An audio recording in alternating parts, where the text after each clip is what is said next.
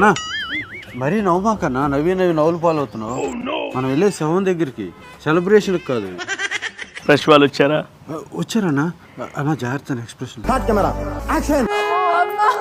తల్లికి వందనం రాలేదు, ఈ కూటమి ప్రభుత్వం మేలే ఇస్తా అన్నారు. అప్పుడు దాకా ఆగలేక మేడం మీద దూకేసింది. ఎవరు ఈ కూటమి ప్రభుత్వం కాదా? ఉండ్రా. ఏం మాట్లాడుతున్నావురా నువ్వు తొందరపడి మేదాకా ఆగలేక ఆ మేడం నుంచి నువ్వు కూడా దొరక్కో.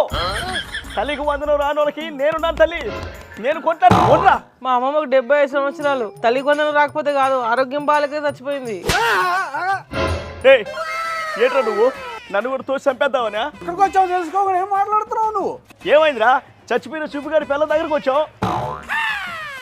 అక్కడ ఉంది చనిపోయిన సుబ్బిగాడి పెళ్ళాం కాదు, సుబ్బారెడ్డి తల్లి.